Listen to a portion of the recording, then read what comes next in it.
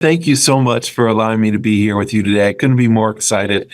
I always had a soft spot in my heart for district governor-elects, and it's always my most fun class to teach when I do that at Zone, because you guys make it happen. I mean, you're going to have the best year of your life coming up here under President Mario. I mean, you're going to have relationships with individuals in your district that you never had before. They're going to be calling you up, telling you when they're having grandbabies, when they're having babies, when their kids go off to college. More importantly, when their kids get jobs. So I'm very excited to be here. Now, I know it's a big lift to be district governor. It's a lot. I know going to International Assembly, there's all those things you have to do, and you have the workbooks, and you have the facilitator guide giving you information. So I was asked to speak how to motivate you in order to do the best job you can possibly do. So I went through all the materials I had for past international assemblies and for institutes, the GELs, as we call them now, leader guide, the governor-elect leader learning seminar guide, and RLI materials. And I broke it all down into 6 areas. So, if we set 20 goals and we only make 3 or 4 goals, we might not be happy with the result. But if we only focus on a few things, we can get things done. I love how Lyle said, membership's important, because if we focus on membership and bring in more members, then of course we're going to raise more money. We're going to do more local and international projects, and everything, the wind gets behind your sails. So I'm going to share a screen with you, and I came up with an acronym for my presentation. And of course, we're going to aspire, that's the acronym, to be the best district governor we can be. And it's going to make your year a lot of fun as well. So aspire, each of those letters, ASPIRE, each stand for something. Here is a picture of a recent trip that President Stephanie and I went to the Philippines, where we were dedicating 250 homes for homeless people in the Philippines. And the reason I put that up there is because this Aspire works whether it be at a district meeting, a district social, or an international project, all along the board. If you focus on these things, everything else just takes care of itself. So what does Aspire stand for? It's assess and act. S is for say thank you. P is be prepared and promote.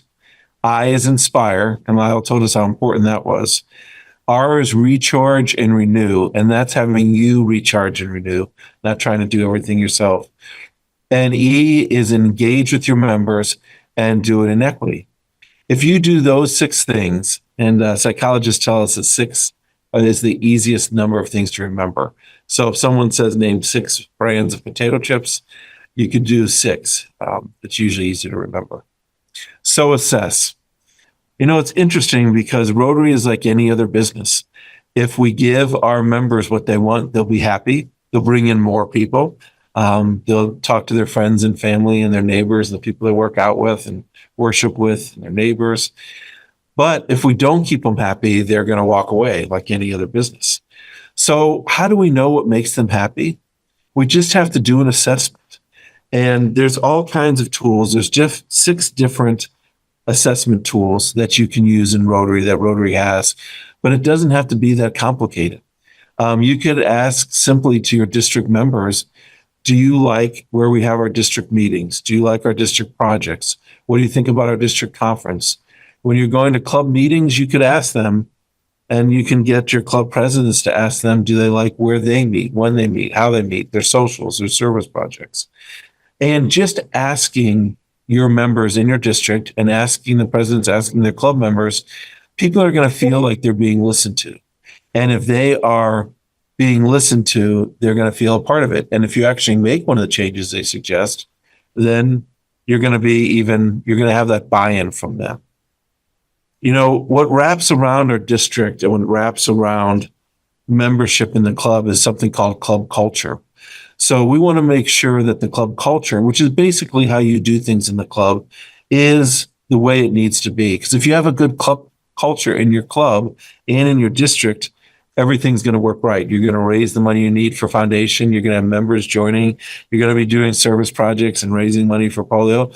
But if the environment is not good or the culture is not good, then this assessment that you do will actually help tune your club to get it to be what people want it to be. Now, if there's an even divide, maybe you can start a satellite club or you can start another club. A satellite club doesn't take away from your membership. They just meet at a different time and different place. So maybe that's important. So we assess, and then when we find out what it is, then we act. And as district governor, you're going to be asked lots of questions. People are going to come to you and your team for help.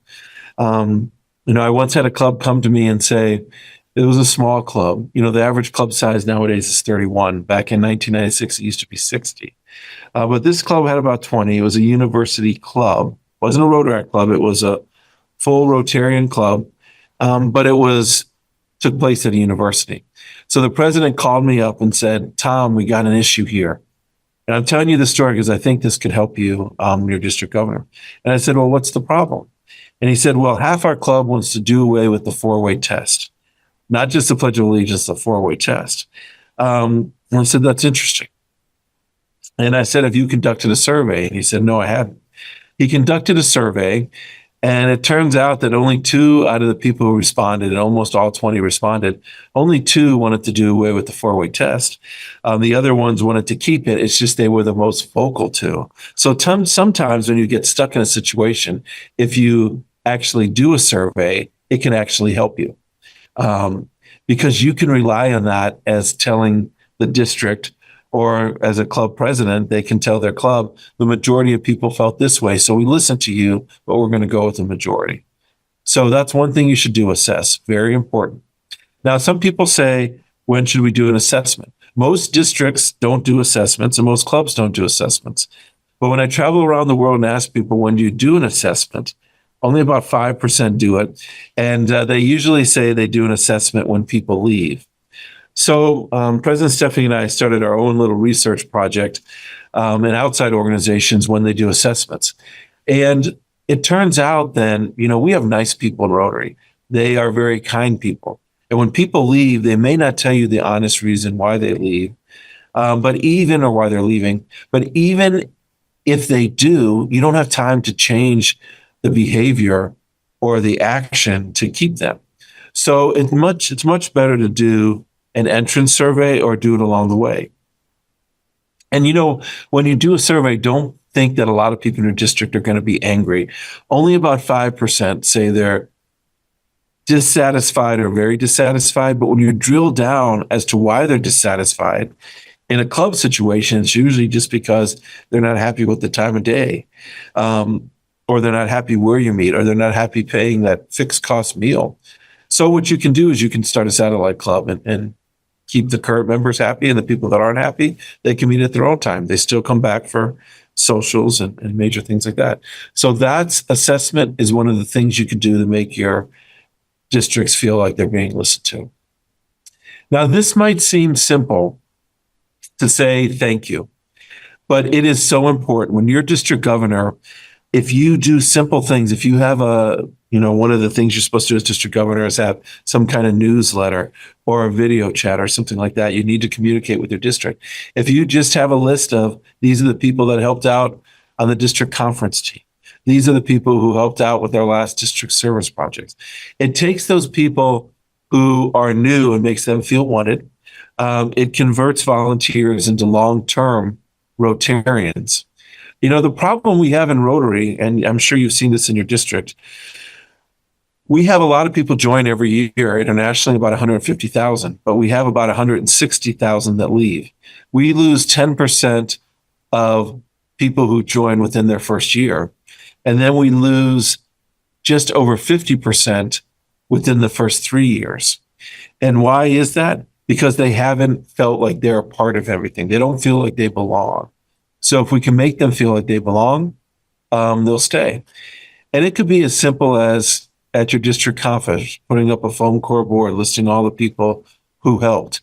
You can do a little research before you go to your club visits and find out how much they've given to the foundation, who their stars are, who in their club has done district service projects, and just honor them just by mentioning them, or just put it on your website or in your newsletter. So, and I have provided this presentation I put together for you to the conveners of this. So they have it, Rich and Lyle and Tina, so they can actually give you a copy of this. But these are just certain little things I thought of that actually are important when it comes to keeping your members happy. And when you do certain events, you can just buy a little swag, right? You can get a hat that has your district number on it, or you can get a t-shirt. Recognizing people's birthdays when you go to a club, or sending a handwritten thank you note. I mean, those little things go a long way to making people feel that they're special. I was in North Dakota recently for a district conference, and they had a fundraising expert, and they were saying that, nowadays people used to give in North America maybe to 8 different organizations, their college, their place of worship, and Rotary. But nowadays they only give to 4. And they said in order to get your membership happy and in order to get them to give money, you have to hyper personalize. So anything you can do as a district governor to drill it down to the club level and drill it down to the member level is going to make them feel important. You can meet with the board of directors from the club, maybe just a few minutes before or after the meeting. That would make them feel special. So whenever you do a district event, you actually have to prepare for it. Your club members are going to see that you prepare. Your district members are going to see that you prepare. If you're asked to do a new member orientation or you have a new club, they're always honored to have the district governor there. So make sure that you go above and beyond. When I'm asked to induct a new member or to give an award, I'll ask for a copy of the award. I'll put it in a little frame. I'll make sure that we honor them on the district level, not just at the club level. Things such as having a little personal directory for the district, even if it's a hard copy. And I know that might seem like a waste of paper and everything's moving electronic, but you'd be surprised at how many people love to have a directory of maybe not all the members in the district, but maybe the assistant governors or your district team, so they can know how to call. So when you go on your club visit, if you give them something like that, they're going to feel that they're just going to feel that love, and it always helps. And you should promote everywhere you're going. Have your assistant governor introduce you at the club. Have them, if you're bringing 2 or 3 groups together, make a party of it. Do it at night, and then do it at a local spot that doesn't cost a lot, or it's free admission, and bring some food. Anything to make it special. So, and part of being prepared for a meeting is being organized. You have to over prepare for these things, and you'll be excited when things go well. But even if something goes wrong, being prepared will help you do that. Part of that is starting on time and ending on time. So whether it be a district assembly or a district training or education or your club visits, if you have a project that you're doing as a district, whether it be planting trees or cleaning up a river, don't let your volunteers, don't make them come an hour early if you only need them there 15 minutes early. And don't make them stay on time. If there's other speakers, be respectful of them. If you are organized throughout the year as being district governor, if you don't know how to organize, you can go to the Rotary website, and every month is a different month. August, with the month we're in now, is membership and new club development month. You can organize your calendar around that. If November is foundation month, maybe you should match the Rotary calendar and do that. And then that way you can have different materials from Rotary International to help you. And how do we know what the district wants to do in terms of projects, or what they want you to talk about, what they want you to focus on? Again, having that survey. And you could ask your current district governor, hey, can I please do a survey now to the district to find out what they want at when I'm going to be district governor next year? So those are just some things to do. Now, the main thing you need to do is you need to inspire. And what's the best way to inspire? By telling those personal stories of things that have happened to us. And I don't care if it's October 24th and it's World Polio Day and you're talking about polio, you can tell all your polio stories. If you're talking about membership, you can talk about your membership stories. Now, I know all of you have personal stories that would motivate all of us. But if you feel like you don't, you can go to the Rotary magazine and you can find inspirational stories here. This is Riding the Float. I was kind to mention that in my biography. I'm the little Monopoly man sitting there by the big pole on the carousel horse. I just thought that was like a fun picture. It was a fun experience. I mean, it's interesting because your district can do so many things, and so many people join a Rotary Club, and all they know about is the club. They don't know a lot about the district. So when you go to these meetings, first of all, you should tell those clubs a little bit about yourself. I always thought nobody wants to hear about about me, about my wife, about my son, and those kind of things. But you'll be surprised. When you go to your district meetings, when you go to the club meetings, start by telling them a little bit about yourself. They want to know who's leading the district. And then you can tell your inspirational stories from there. And if you have a hard time thinking of them, talk to your AGs. You can call me. I'd be glad to share stories. But you inspire with your own personal stories in every aspect. So one thing that's important when you're a district governor is you need to make sure you take time for yourself. You need to make sure that you have a team helping you with these things. Don't try to do everything yourself. If you try to, you can have an intern from a local university, an MBA student or something. They could put together your PowerPoints for you. They can help you do the scheduling so you're not calling up every single club and saying, hey, does this date work? Does that date work? And, it's important not only to keep you fresh, but it engages other people in the district. That's the way we keep people. We bring them in, we recruit them, but then we give them jobs to do and they get excited about those jobs. And, don't forget about, don't give up your family during this year. You should engage with them. This is my wife on the left and my son on the right. And that was a banana split they're sharing. And that was right before the Rose Bowl parade, folks. I brought them on trips with me, the fun trips. You can bring them. There's people that bring their children and their spouses to some of the club meetings. Maybe not all of them. But if you involve them and you involve your friends, you remember when you were club president? Our club president last year, she never brought anyone in before she was club president, and she's an ophthalmologist. We had 3 ophthalmologists by the end of the year because people are going to be excited that you're district governor. Your neighbors are going to see something. They're going to ask you about it. So don't partition it. Make it part of your life and, let people help you with it. So how do we engage in our community? So many times we think we have to do Rotary the same exact way we did before.